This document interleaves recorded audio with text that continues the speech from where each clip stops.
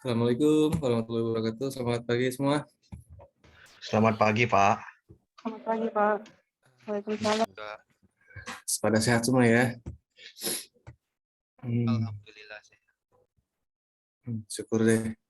Gimana, udah dibaca-baca belum?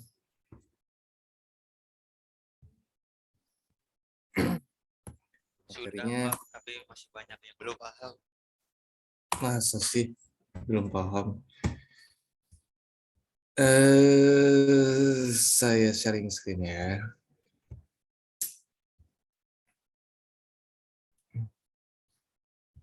Langsung dimulai aja nggak apa-apa kan? Silahkan, Iya, Pak. Oke. Nggak apa-apa, Pak. Iya, Pak. Eh,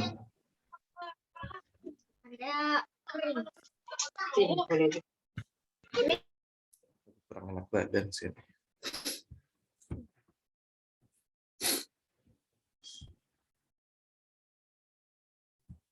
Oke, apakah sudah terlihat?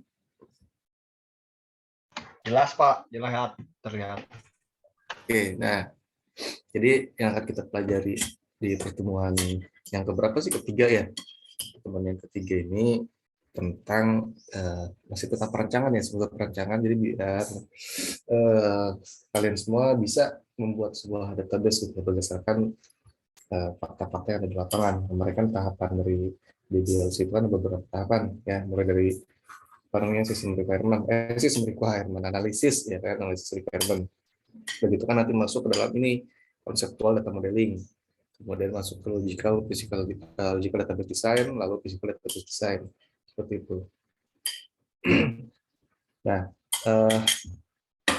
yang akan kita lakukan itu apa sekarang? Yang akan kita lakukan ya, kita menganalisa dari sebuah dari sebuah requirement ya, dari sebuah requirement analisis yang telah dilakukan. Nah, contoh misalkan begini, di sini ada sebuah tempat ya, perguruan tinggi, kampus yang mana dia memiliki perpustakaan si kampus itu.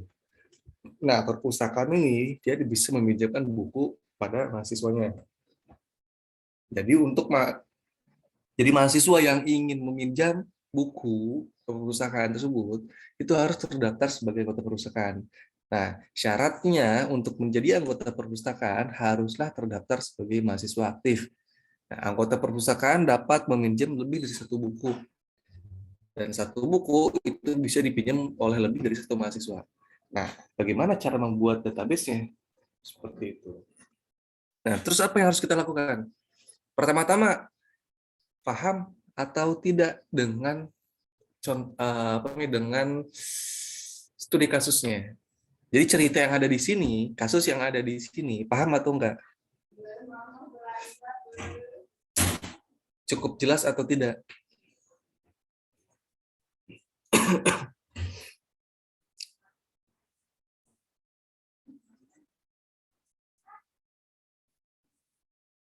Jelas nggak kira-kira?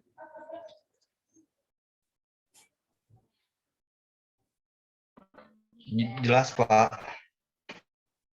Jelas. Jadi kalau misalkan ada mahasiswa yang mau pinjam buku, si mahasiswa itu harus ngapain? Harus terdaftar sebagai mahasiswa dan terdaftar jadi anggota perpustakaan, Pak.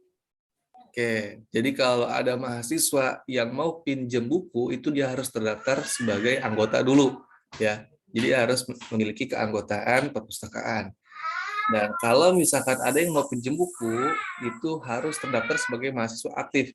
Jadi kalau misalkan nih dia alumni, misalnya udah lulus nih alumni gitu kan, nah itu dia otomatis kan bukan sebagai mahasiswa aktif, jadi tidak bisa mendaftar tidak bisa meminjam sebuah buku seperti itu.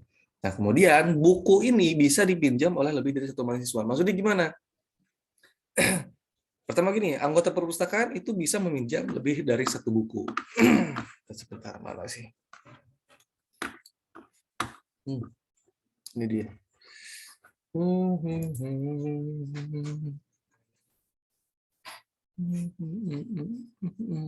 Ini mah nggak ada ini ya, nggak ada.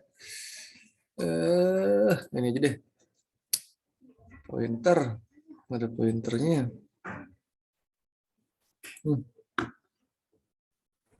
Nih, anggota perpustakaan. Nah, di sini nih, lihat. Anggota perpustakaan dapat meminjam lebih dari satu buku. Nah. Dan satu buku itu bisa dipinjam oleh lebih dari satu mahasiswa. Paham nggak maksud kata-kata?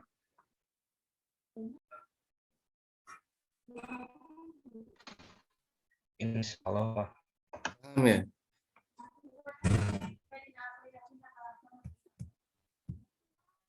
Sebentar.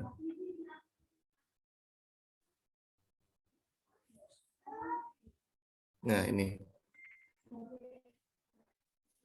Jadi, untuk anggota perpustakaan,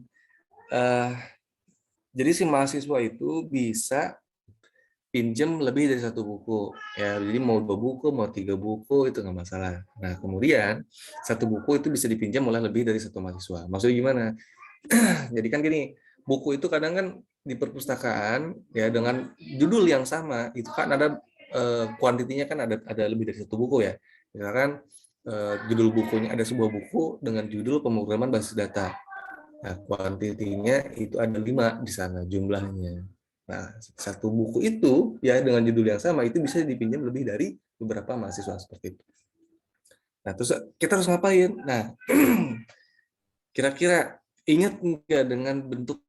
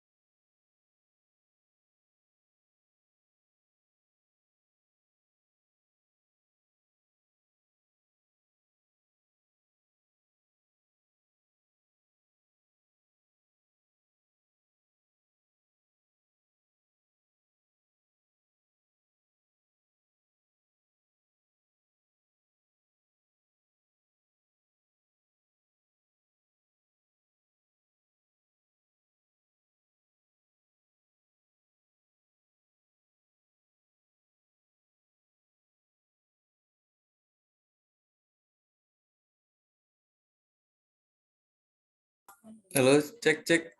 Mohon maaf, listrik turun ngejepret. Wifi mati. Suara saya masih jelas ya? Jelas, Pak.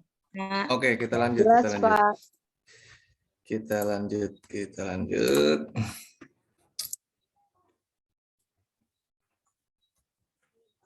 Tadi sampai, oh iya.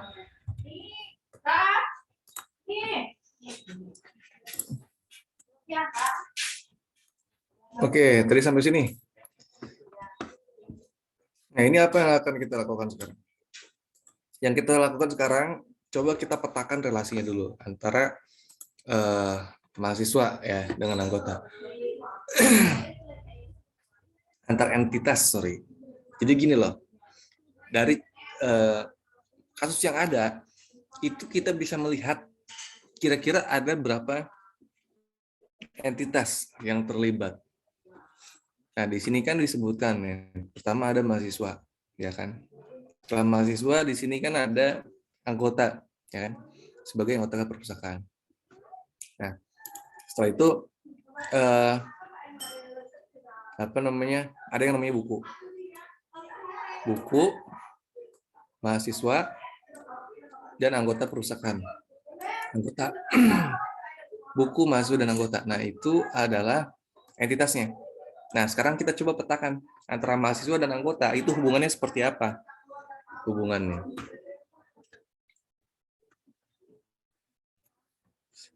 Antara mahasiswa dan anggota, itu hubungannya adalah satu mahasiswa itu untuk satu anggota. Nah,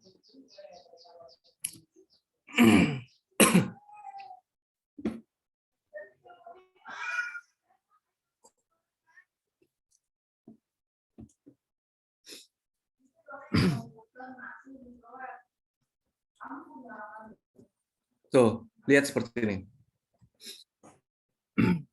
Satu mahasiswa itu dia mendaftar menjadi sebagai anggota. Contoh misalnya ada mahasiswa N01, N02, sampai N05 mahasiswanya. Dan anggotanya itu begitu, misalkan ada 5 slot ya, misalkan. Nah, mahasiswa yang pertama itu dia mendaftar menjadi sebagai anggota, ya kan? Nah, keanggotaan mahasiswa ini, saya mau tanya, apakah disebutkan di dalam cerita bahwa ada masa kadaluarsa dari anggota? Ada nggak masa kadaluarsa dari anggota? Tidak ada, Pak. Tidak ada ya. Nah, apabila tidak ada masa kadaluarsa dari anggota, itu berarti asumsinya bahwa keanggotaannya itu berlaku selama dia menjadi mahasiswa aktif, kan gitu. Walaupun ada masa kadaluarsa anggota, itu asumsinya kita bisa diperpanjang, jadi tidak harus membuat sebuah keanggotaan baru. Nah, dengan asumsi yang seperti itu, berarti satu mahasiswa itu untuk satu anggota, ya hubungannya seperti itu. Nah, berarti bisa seperti ini. Ya. Nah, misalkan mahasiswa yang pertama yang mendaftar adalah mahasiswa yang pertama, dia mendapatkan anggota M01. Kemudian mahasiswa yang kedua N02 itu mendapatkan keanggotaan nomornya itu adalah M02. Lalu mahasiswa yang mendaftar berikutnya adalah mahasiswa yang N05 misalkan. Dia mendaftar maka dia mendapatkan keanggotaan M03. Nah, lalu mahasiswa yang ketiga itu mendapatkan nomor keanggotaan M04. Kemudian mahasiswa N04 itu akan mendapatkan nomor anggota M05. Jadi seperti ini nanti bentuknya. Oke, sampai sini bisa dipahami nggak? Jelas nggak? Jelas. Jelas, Pak.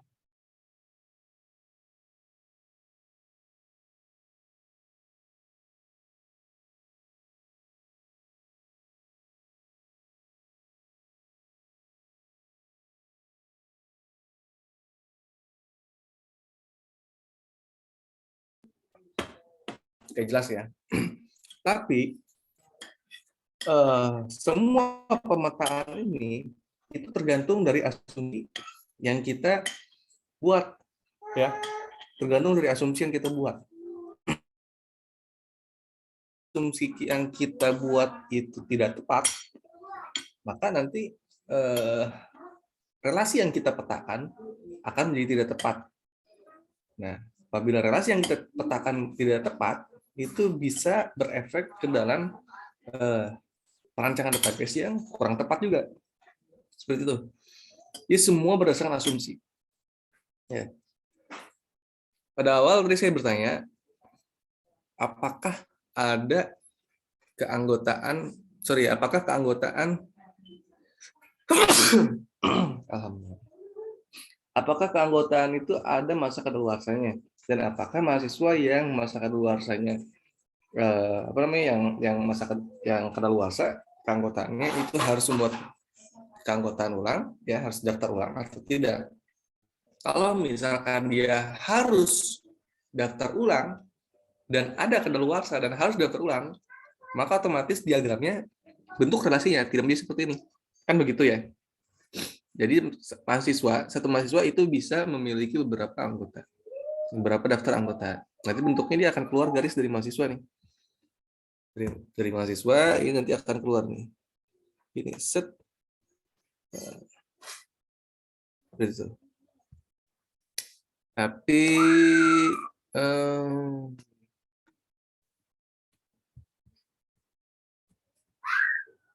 mana ya tadi? Sebentar saya. Nah.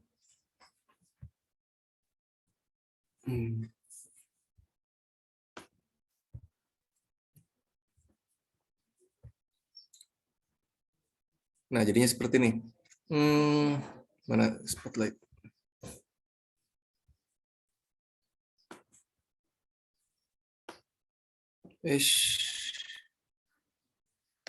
Kok malah arrow?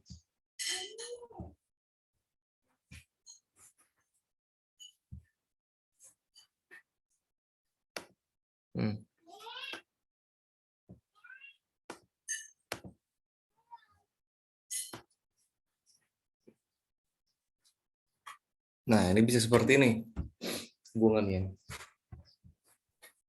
Nah, kok jadi hilang?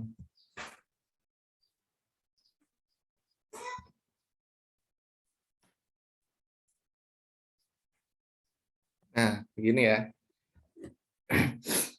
Jadi hubungannya akan jadi seperti ini bentuknya. Ini menjadi relasi banyak ke satu, gitu. Kalau yang tadi relasinya itu menjadi 1 ke 1. Nah, bentuk relasi yang seperti itu adalah relasi one to one. Nah, kemudian untuk yang anggota dan buku, ya relasi anggota dan buku itu bentuknya akan menjadi seperti ini. Nah, anggota perpustakaan itu dapat meminjam lebih dari 1 buku, dan 1 buku dapat dipinjam oleh lebih dari 1 mahasiswa. 1 mahasiswa, betul. Atau 1 anggota ya, lebih dari 1 anggota. Karena dia anggota itu kan adalah sebuah mahasiswa. Nah, bentuknya akan menjadi seperti ini. Misalkan anggota M01 itu meminjam buku B01 dan buku B02. Lalu mahasiswa yang M02 itu meminjam buku B01 dan buku B04. Kan seperti itu. Jadi buku B01 itu dipinjam oleh mahasiswa M01 dan mahasiswa M02. Kan gitu ya. Nah, terus mahasiswa M03 itu meminjam buku B04 cuma 1 mahasiswa. Nah, kemudian anggota yang M4 itu belum pinjam. Anggota M5 itu dia pinjam buku B03. Nah, kita bisa lihat bahwa buku B01 itu dipinjam oleh mahasiswa M01 dan mahasiswa M02. Sedangkan buku B04 itu dipinjam oleh mahasiswa M02 dan mahasiswa M05. Jadi di sini 1 buku bisa dipinjam oleh banyak anggota. Ya, bisa lebih dari 1 anggota. Dan 1 anggota itu bisa pinjam lebih dari 1 buku. Nah, hubungan yang terjadi relasi anggota dan buku adalah banyak many. Nah, jadi bisa terlihat dari cabang yang keluar nih dari titiknya tuh, ya kan nyabang semua. Tuh. Jadi di sini banyak, sini juga banyak. Jadi many.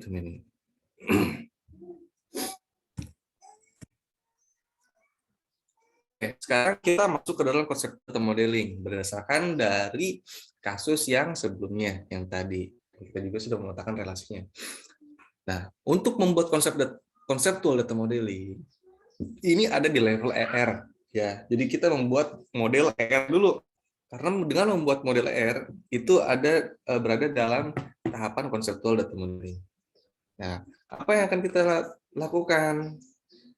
Untuk membuat model ER, itu kita harus mengidentifikasi, ya. Pertama itu adalah mengidentifikasi dan menentukan seluruh entitas. Tadi kita sudah mengidentifikasi dan menentukan entitas.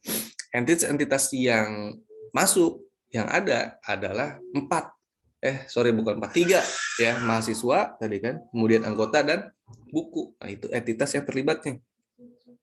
Kemudian kita mengidentifikasi dan menjelaskan relasi dari entitas. Kemudian baru kita tambahkan atribut yang diperlukan, lalu lengkapi diagram. Nah, kita lihat. Tadi kenapa? Kita awali dengan diagram relasi seperti ini. Karena diagram relasi ini diperlukan untuk langkah selanjutnya, yaitu langkah konseptual data modeling. Pada saat kita akan membuat model ER, ya, kita diharuskan untuk menentukan entitas dan juga menjelaskan relasi dari entitas tersebut. Seperti itu. Oke, yang pertama kita identifikasi seluruh entitas. Ada 3 ya, mahasiswa, anggota, dan buku. Nah, setelah kita menentukan entitas-entitasnya, lalu kita jelaskan relasi dari entitas. Nah, di sini lihat mahasiswa mendaftar anggota meminjam buku. Nah, mendaftar dan meminjam adalah sebuah relasi. Relasi dibentuk dengan kata kerja. Ingat. Jadi harus merupakan sebuah kata kerja, ya. Bentuk relasi itu harus sebuah kata kerja.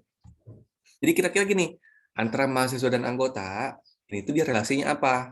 Ya, relasinya itu adalah mendaftar. Jadi mahasiswa mendaftar anggota, gitu kan.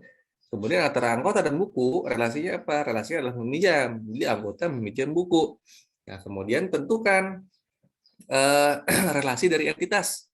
Relasi dari entitas itu ini yang simbol ini nih. Ya, ada garis 1, ini garis 2, ini garis segitiga ya. Ini ada garis 1 dan segitiga. Ini itu apa? Ini artinya adalah one to one ya, dengan mahasiswa sebagai mandatory.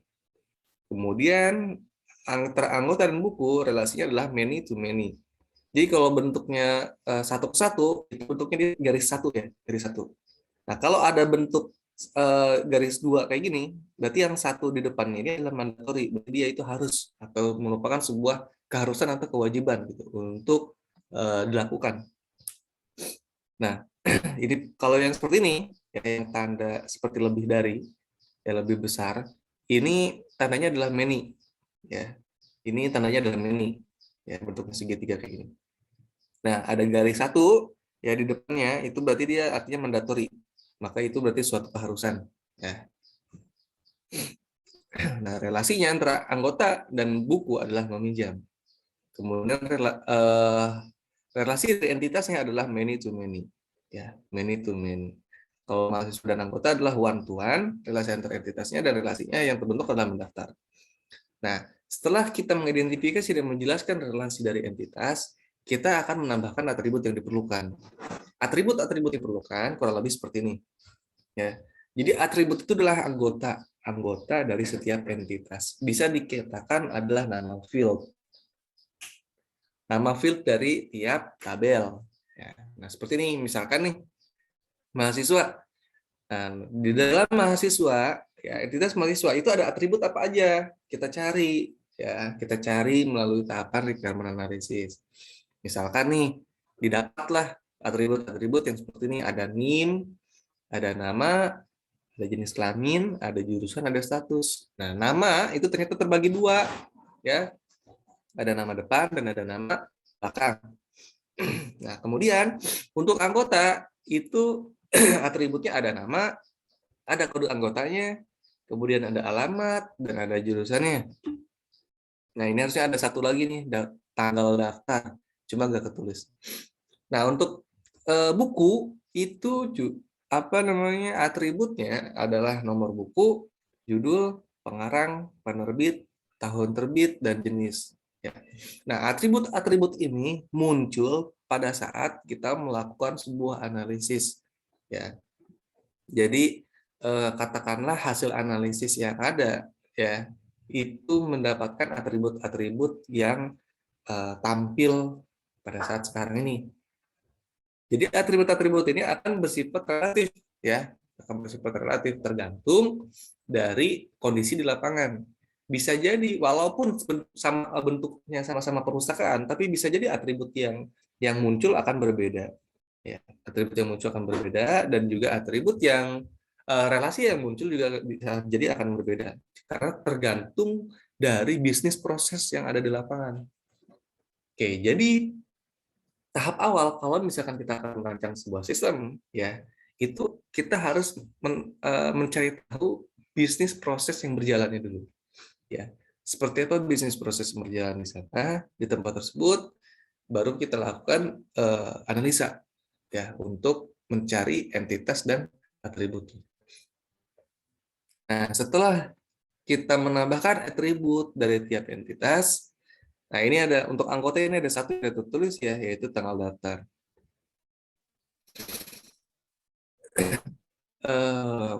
Buku ini ada satu nih. Oh enggak pas. Ini kita akan melakukan untuk melengkapi diagram. Apa yang harus kita lengkapi diagramnya? Yaitu adalah seperti ini. Nah, ini adalah diagram yang lengkapnya. Apa yang berbeda dengan diagram yang tadi? Ada yang bisa jawab? Apa yang berbeda?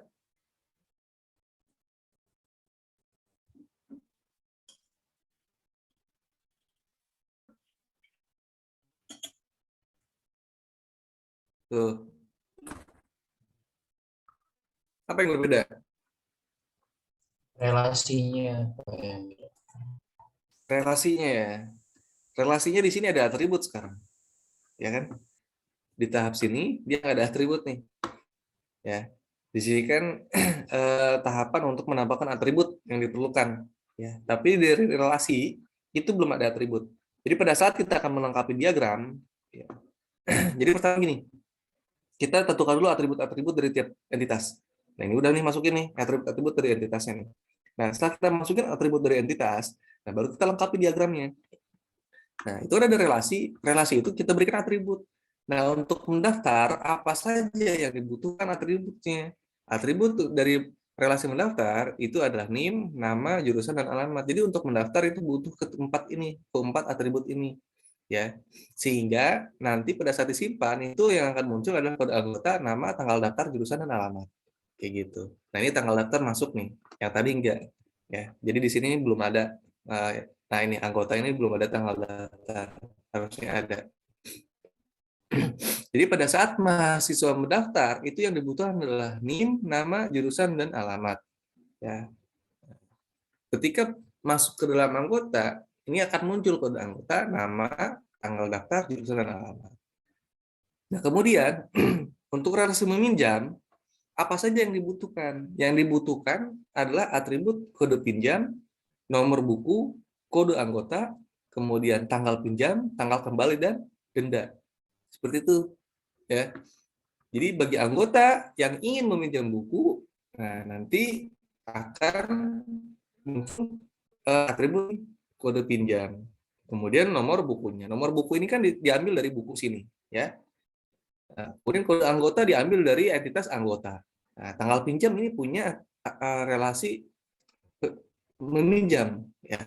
Atribut tanggal kembali pun juga punya relasi meminjam dan denda pun juga punya relasi meminjam. Jadi atribut yang kita ambil dari entitas sebelumnya itu hanya kode pinjam, nomor buku, dan kode anggota. Seperti itu. Oke, sampai sini jelas belum? Untuk tahapan konseptual data modeling jelas atau belum? Jadi di tahap konseptual data modeling ini kita belum berbicara tentang bentuk database-nya, ya. Belum berbicara tentang struktur query language-nya gitu, atau DDL-nya, data definition language-nya kita belum berbicara. Atau kita belum berbicara tentang tipe data apa yang digunakan, berapa limitasinya belum, ya.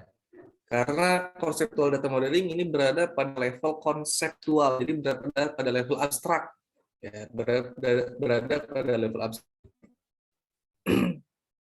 Jadi kita menggambarkan ya sebuah data model. Sampai sini sudah dipahami atau belum? Ada yang mau ditanyakan nggak? Silakan. Sebelum kita lanjut masuk ke langkah berikutnya, yaitu membuat logical. Kalau di sininya masih kurang paham, nanti agak kerepotan ke depannya. Harus matang dulu deh. Mau lanjut? Oke, saya kasih waktu 5 menit dulu ya untuk berpikir.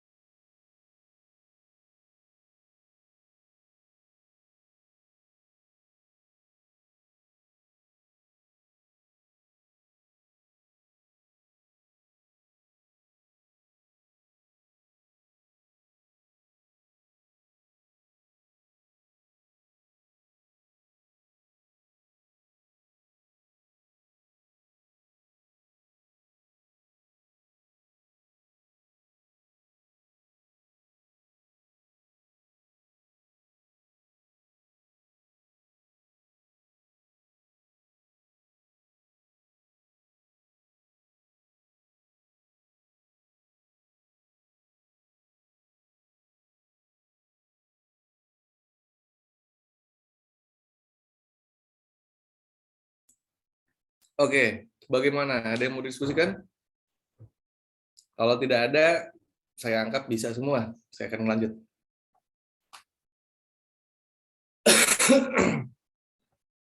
Oke, kita lanjut ya. Lanjut aja, Pak. Oke, sekarang kita masuk ke dalam tahapan yang berikutnya, yaitu logical database design. Jadi kita membuat sebuah desain database logic. Nah, logical database design, tahapan ini, ya, apa yang akan kita lakukan? Yang akan kita lakukan pada tahapan ini ialah melakukan sebuah normalisasi. Ya, melakukan sebuah normalisasi. Jadi kalau kita ingat, itu kan membuat sebuah database itu kan ada dua pendekatan, top down dan bottom up ya. Top down itu kan dilakukan dengan membuat model ER, dan bottom up itu kan dibuat dengan menggunakan normalisasi. Tapi keduanya saling berkaitan. Nah, logical database design itu kita melakukan sebuah normalisasi dulu di sini. Normalisasi itu untuk apa diperlukan? Normalisasi itu dilakukan jadi apabila terjadinya redundansi data dan anomali update. Tapi pasti ya di lapangan, dan fakta yang ada di lapangan atau data yang ada di lapangan yang masih mentah itu pasti banyak anomali. Kalau redundansi data itu kan dia data yang ganda ya, data yang ganda. Nah, ini juga banyak nih redundansi data, pasti banyak. Anomali update pun juga pasti banyak. Nah, anomali update itu terdiri dari anomali penambahan, anomali penghapusan, dan anomali modifikasi. Jadi anomali itu kejanggalan. Ya. Nah, untuk melakukan normalisasi, itu pertama kita tentukan bentuk tidak normal dulu, atau UNF, atau Unnormalized Form. Lalu kita lakukan bentuk normal pertama. Kita buat bentuk normal pertama atau first normalization form. Lalu kita melakukan bentuk normal kedua atau second NF ya, normalization form. Dan juga bentuk normal ketiga terakhir itu, yaitu third normalization form. Nah, di sini ini ada link ya.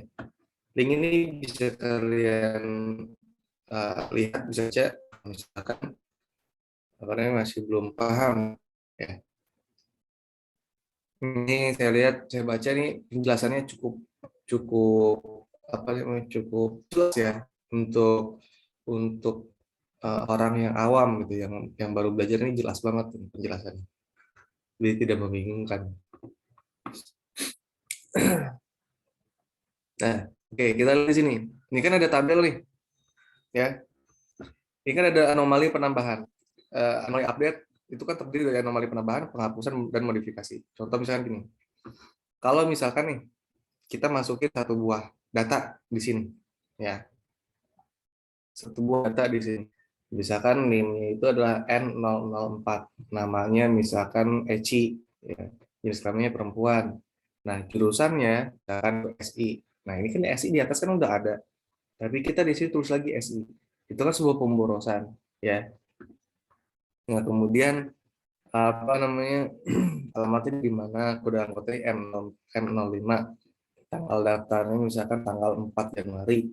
Nah, di sini namanya Eci, di sini alamatnya misalkan di Tangerang, jurusannya di sini adalah SI. Nah, ini kan udah ada SI, kita tulis lagi SI. Gitu. Itu disebut dengan anomali penambahan. Jadi yang sudah ada itu kita tulis lagi, gitu. Itu kan akan menimbulkan adanya redundansi ya, atau data yang berlebih gitu, datanya ganda. Jadi langkah baiknya itu kita nggak usah, apalagi kalau misalkan di dalam jurusan itu nanti ada apa namanya, ada informasi lain gitu. Kayak sebelumnya saya akan jelaskan dulu dari mana tabel ini berasal. Tabel ini berasal pada saat kita melakukan mengubah sumber data menjadi tabel. Apa itu sumber data menjadi tabel? Nah, kita di sini mahasiswa, ini ya, mahasiswa mendaftar anggota. Kita melakukan normalisasi dari relasi mendaftar. Ya. Jadi normalisasi itu dilakukan di tiap relasi, ya, di tiap relasi, atau mau sekaligus juga nggak masalah sih. Kalau kuat gitu loh. Karena kan banyak atributnya pasti. Kalau atributnya sedikit ya nggak masalah. Ini kan mendaftar ya. Kita fokus di sini dulu yang mendaftar. Berarti ini yang terkait entitasnya adalah mahasiswa dan anggota. Nah, kita masukkan semua atribut ini, mulai dari NIM, nama, jenis kelamin, jurusan, status, kemudian NIM, nama, jurusan, alamat, kode anggota, nama, tanggal daftar, jurusan, alamat. Nah, itu dimasukkan dulu. Jadi semua dimasukkan dulu, ya. Jadi kita ubah jadi sebuah tabel. NIM, nama, jenis kelamin, jurusan, status, NIM, nama, jurusan, alamat, kode anggota, tanggal daftar, nama, alamat, jurusan. Nah, ini kan merupakan gabungan, ya, gabungan dari entitas mahasiswa, kemudian relasi mendaftar, entitas anggota, ya. Jadi seperti ini. Nah, kemudian coba kita isi datanya, ya. Kita isi datanya, lalu kita lihat ada nggak anomali tadi. Udah jelas ada anomali tadi. Pertama anomali penambahan tadi ya, ada. Kemudian anomali update, anomali penghapusan. Nah, misalnya ini kan ada yang jurusan TI nih, ya, si N003, si Cici di jurusan TI. Nah, ini kalau misalnya dihapus, TI-nya hilang, ya kan? TI-nya hilang. Dan otomatis di sini tidak ada informasi mengenai jurusan TI, adanya hanya informasi IF dan SI. Atau misalkan yang dihapus adalah yang keempat, Dodi. Kalau misalnya kita hapus, SI-nya hilang. Jadi yang ada cuma IF sama TI doang. Jadi kita nggak tahu bahwa di tabel itu, di tabel itu ya, di sistem itu ada jurusan SI. Karena SI dihapus. Nah, ini kan anomali ya, menjadi sebuah anomali kejanggalan gitu. Kalau misalnya dihapus, ini bakal ganjil gitu ya. Aneh. Ada itu anomali penghapusan. Dan juga anomali modifikasi. Nah, anomali modifikasi kalau misalkan kita merubah, ya, itu nanti akan merubah semua. Bukan akan merubah semua, tapi kan apa namanya? satu data berubah, tapi data yang lain ya dengan informasi yang sama itu tidak terubah. Itu. Nah, misalnya ini, jurusan ini ada alamat jurusan misalkan, ya. Ada lokasi jurusan misalkan nih, lokasi prodi, lokasi misalkan kantor prodinya di lantai 2, lantai 3 gitu ya. Nah, untuk yang IF di sini misalkan lokasi prodinya ada di lantai 2 ya. Ini lantai 2, ini lantai 2. Nah, kemudian kita melakukan update pada Budi ya, N002. Kita update pada Budi ya untuk update lokasi jurusan. Nah, lokasi jurusan di sini dari lantai 2 ke lantai 3. Nah, setelah kita update, ini jadi lantai 3 nih, ya, yang IF nih. Jurusan IF lantai 3.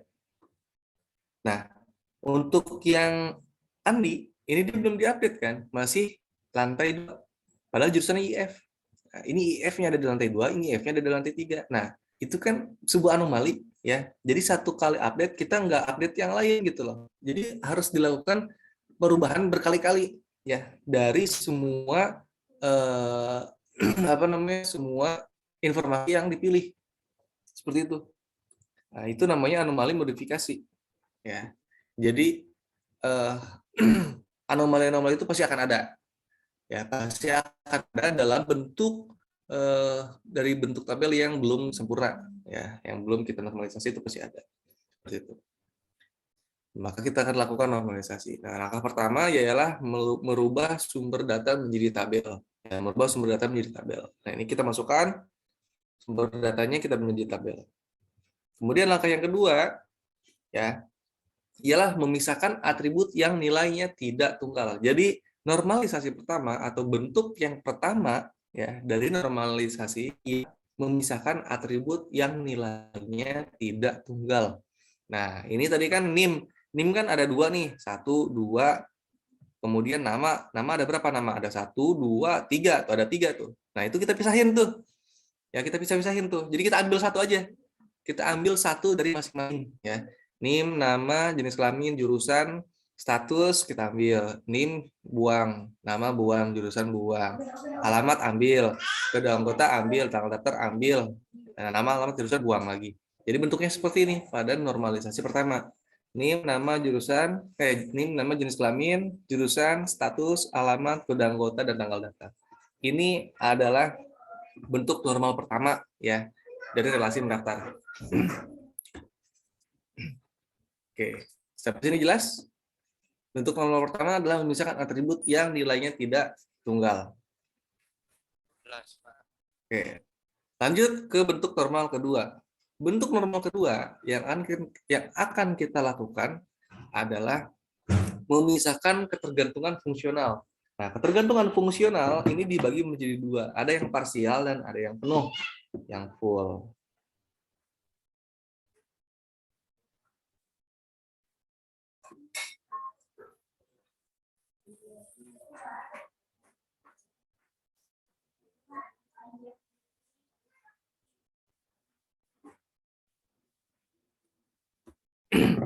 Nah, jadi langkah yang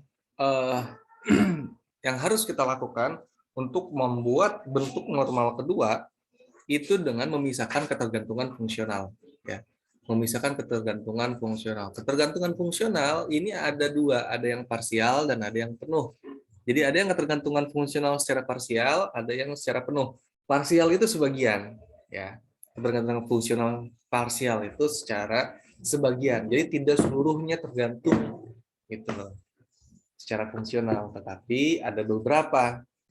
Nah, oke, coba kita lihat aja ke contoh deh, biar nggak pusing. Misalkan nih, ini ya, ini apa nih? Ini tuh diambil dari yang bentuk normal pertama. Ini nama, jenis kelamin, jurusan, status, alamat ya, itu diambil dari situ. Nah, ini pertama kita tentukan dulu yang menjadi primary key, ya, yang menjadi kunci utama ataupun kunci komposit. Ya, kunci komposit itu berarti kunci utama yang lebih dari 1.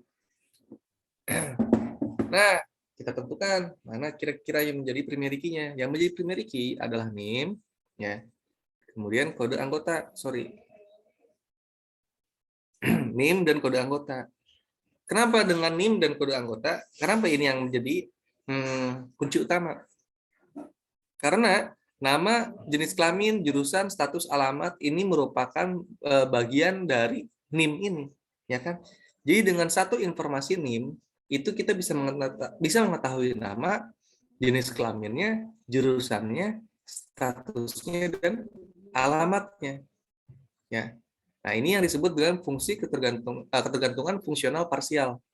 Ya. Nah, kemudian kode anggota, ini dengan kode anggota kita bisa melihat tanggal daftar. Ya. Seperti itu. Jadi kita pisahkan, kita tentukan dulu mana yang menjadi primary key. Melihatnya dari yang ketergantungan fungsional, baik itu secara parsial maupun penuh. Nah, dari sini kita bisa lihat nama, jenis kelamin, jurusan, status, dan alamat itu nempel ke sini, nempel ke NIM. Kalau tanggal daftar ini nempel ke kode anggota nih, kode anggota sama ke NIM, tanggal daftar ini. Nah, ini kita masukin tuh. Nah, jadi ini jadi primary key, Nah, tahap yang 3 yaitu memisahkan ketergantungan yang transitif. Nah, kira-kira ada atau enggak? Ada atau enggak kira-kira di bentuk normal kedua ini, ketergantungan transitif?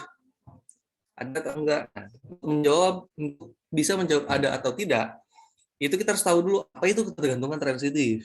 Jadi ketergantungan transitif itu sama seperti ketergantungan fungsional, tapi bukan pada primary key, ya, pada atribut biasa, pada atribut anggota. Nah, contoh misalkan sini, jenis kelamin ini bagian dari nama atau bukan? Kalau misalnya bagian dari nama, itu berarti dia ketergantungan transitif, gitu loh. Jadi kasarnya gini, dia itu bukan dari tabel yang sama. Nah, contoh misalkan NIM, nama, jenis kelamin, jurusan, status, alamat, ini kan merupakan sebuah, kalau jadi bentuk tabel kan ini kan jadi bentuk tabel mahasiswa, ya kan? Ya, jadi bentuk tabel mahasiswa ini. NIM, nama, jenis kelamin, jurusan, status, alamat. Nah, apakah jenis kelamin ini bukan merupakan anggota dari tabel mahasiswa? Ya, jadi ini tuh hanya sisipan ke sini, gitu loh, si jenis kelamin ini. Jadi kita bisa lihat jenis kelamin berdasarkan nama, misalkan gitu. Apakah betul atau tidak? Kalau misalkan betul, berarti dia jenis kelamin ini merupakan sebuah ketergantungan yang sensitif, gitu loh. Nah, kita lihat ada atau tidak. Nah, ini jawabannya adalah ada. Nah, ini jurusan ini sebenarnya dikeluarkan nih, ya. Jurusan ini bisa kita keluarkan karena jurusan ini bukan merupakan bagian dari tabel mahasiswa, ya. Jadi bisa kita keluarkan sehingga hasil akhirnya menjadi seperti ini. Mahasiswa itu adalah NIM, kode jurusan, nama, jenis kelamin, alamat, dan status. Nah, untuk anggota adalah kode anggota, NIM, dan tanggal daftar. Untuk jurusan adalah kode jurusan dan jurusan. Nah, ini bisa kita lihat tuh relasinya tuh. Ini ada ya. Tuh, kode jurusan, di sini ada kode jurusan. Mahasiswa di sini NIM, di sini ada NIM. Tuh. Jadi kalau misalkan kita ngelihat kode anggota, ya misalkan kode anggota M01, kita bisa lihat nama dia siapa dan jurusan apa. Kan bisa dilihat tuh, ya. NIM nyambungnya ke mahasiswa, ya, yang mahasiswa ini nyambungnya ke jurusan. Kan gitu. Nah, di tahap di tahap ketiga, ini kan tadi kita memisahkan yang jurusan, ya, yang jurusan kita pisahkan, nah otomatis dia akan mempunyai kode tersendiri, ya, yaitu adalah kode jurusan tadi, tuh, kode jurusan. Dan di tabel mahasiswanya itu kita masukkan kode jurusannya, jadi dia menjadi sebuah foreign key nanti atau kunci tamu, seperti itu. Oke, sampai sini ada yang Bertanya, mau ditanyakan?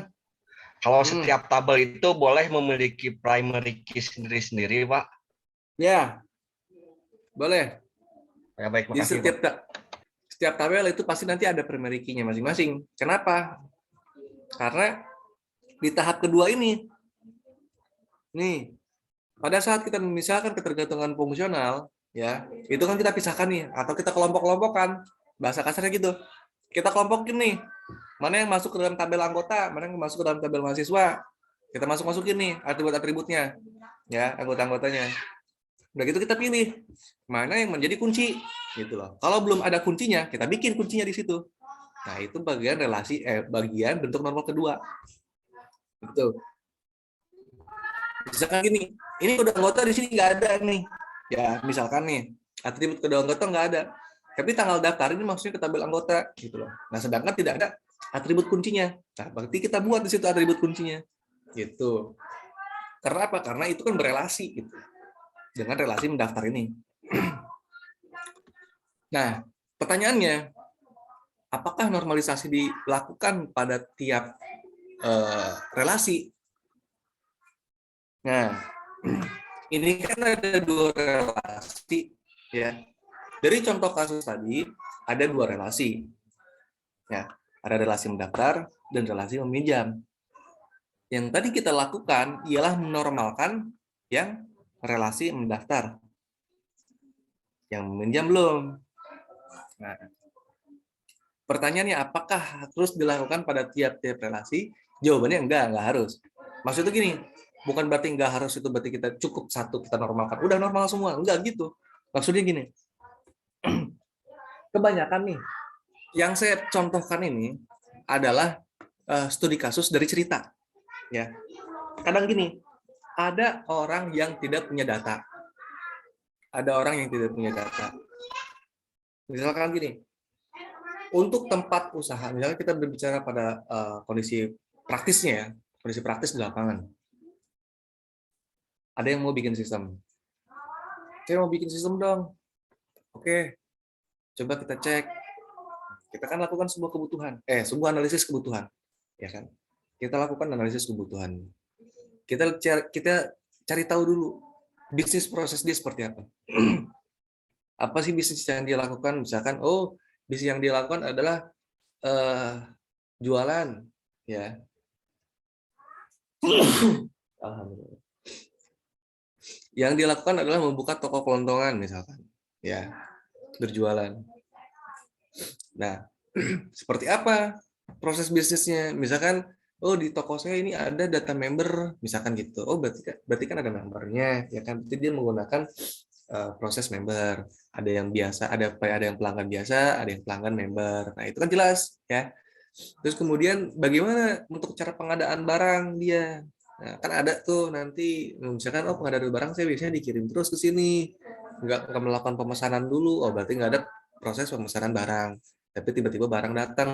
Nah, kira-kira bagus atau enggak tuh kalau misalkan kayak gitu bisnis prosesnya. Nah, terus udah gitu, apa namanya? Kita lihat dokumen yang dia punya apa. Nah, dokumen yang dia punya apa? Misalkan fakturnya bentuk setruk atau bentuk apa. Biasanya kan ada tuh yang pakai nota gitu kan, atau yang pakai buku catatan biasa. Misalkan ada nih, saya punya nih, misalkan untuk yang bentuk struknya nanti seperti ini bentuk fakturnya. Nah, kalau misalnya untuk yang member tuh ntarnya bentuknya seperti ini.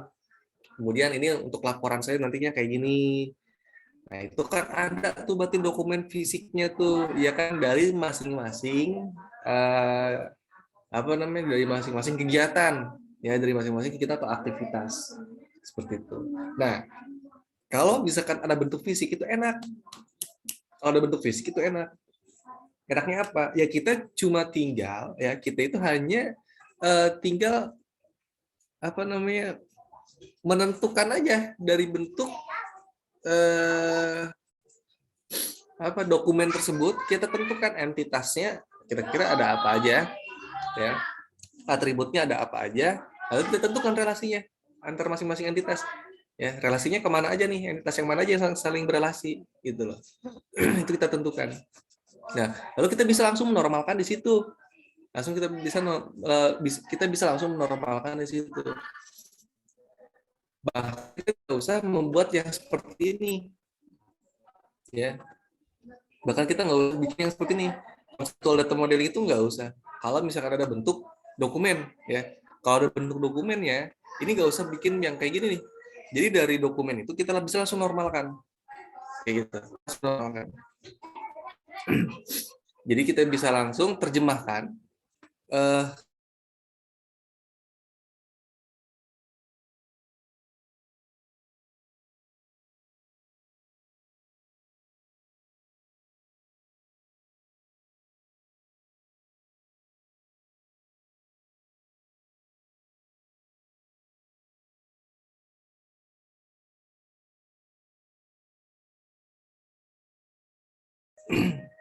Nah, kita masukkan semua, ya, setelah masukkan semua, kira-kira memenuhi apa namanya untuk masukan untuk norma pertama itu kita harus buang semua atribut yang tidak tunggal. Nah, setelah kita buang semua atribut yang tidak tunggal, kadang tuh ada tuh suka double tuh. Di sini udah ada nama, di bawahnya ada lagi nama. Kadang ada yang kayak gitu, ya. Nah, kalau misalkan sudah seperti itu, ya, sudah memisahkan atribut yang tidak tunggal, masuk ke dalam tahapan normalisasi yang kedua, yaitu adalah untuk memisahkan yang tergantungan fungsional. Nah, ya, baik yang secara parsial maupun yang penuh. Kita pisahkan tuh ini kita kelompok-kelompokkan nih. Nah, atribut-atribut yang ini masuknya ke tabel mana? Atribut-atribut yang ini tuh masuknya ke tabel yang mana? Begitu, kita pisahkan. Kemudian kita tentukan mana yang menjadi primary key, mana yang menjadi origin key. Begitu, ya. Biasanya kalau kalau yang ketergantungan fungsional parsial ini dia tidak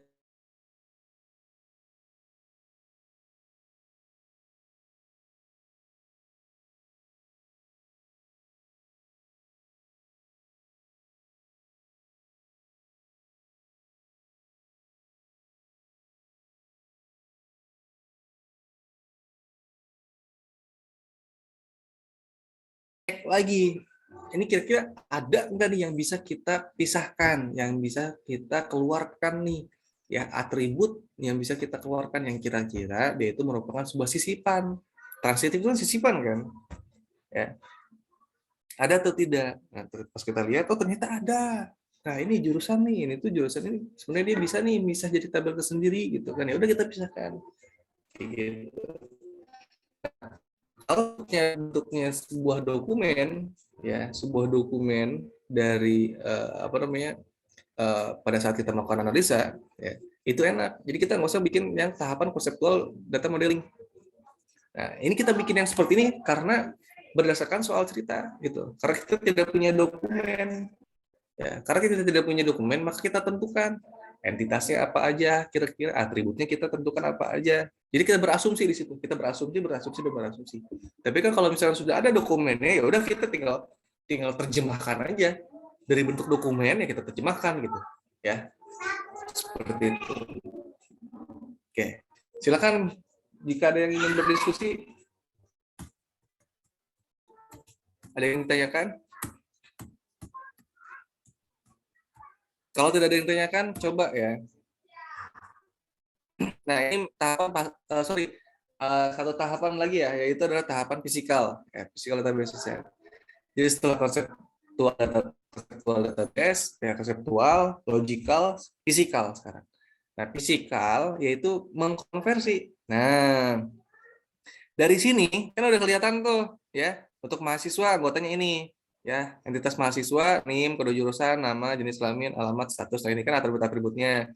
Anggota, kode anggota, NIM, tanggal daftar, jurusan, kode jurusan, dan jurusan. Nah, ini nanti akan menjadi tabel. Ini tabel jurusan, ini tabel anggota, ini tabel mahasiswa. Nah, pada saat kita akan merancang physical design, ya, akan merancangkan physical database design, ini sebenarnya kita harus tentukan dulu nih, ya tipe datanya di sini. Jadi untuk yang logical database design, itu kita menentukan apa namanya kita melakukan tahapan normalisasi, ya nanti ketahuan primary key-nya, atribut-atributnya sudah kita pisahkan, sudah kita rapi semua. Nah, kita tentukan di sini tipe datanya apa dan juga constraints-nya. Dalam artian berapa panjang karakter dari masing-masing atribut. Nah, misalnya gini. Ini ada nama nih. Nama ini misalkan tipe datanya adalah varchar, ya. Kemudian panjangnya misalkan 35. Nah, berarti dia bisa di atribut nama ini bisa diisi oleh 35 karakter. Lebih dari 35 karakter itu nggak bisa. Jadi akan masuk tuh hanya 35 karakter kayak gitu. Jadi ada batasannya di situ. Nah, kita tentukan di sini di tahapan logical database design. Jadi pada saat kita membuat sebuah physical database design, ya, pada saat masuk ke dalam tahapan fisikal, ini tinggal kita konversi aja menjadi sebuah DDL. Apa itu DDL? DDL adalah data definition language, ya. Itu.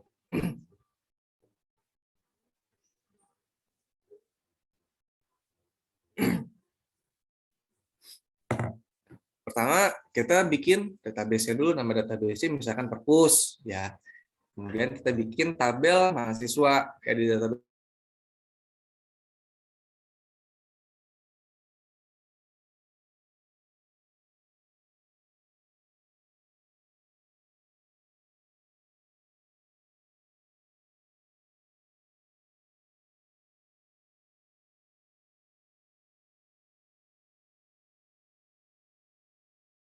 Nah, saya kira untuk tipe data nggak usah dibahas di sini ya, karena saya yakin kalian semua sudah mengenal gitu tipe data gitu, di bahasa pemrograman yang lain, walaupun tiap pemrograman itu beda tipe datanya.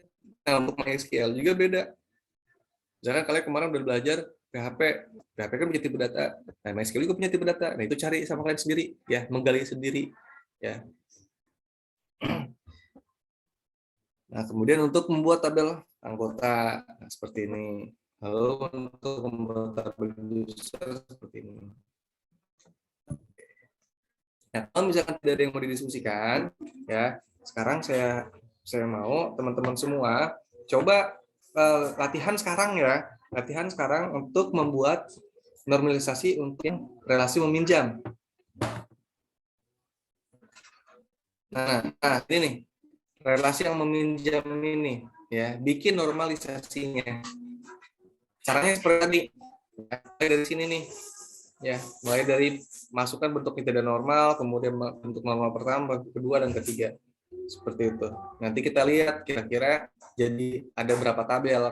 Kalau dari relasi mendaftar itu kan jadi 3 tabel, ya kan?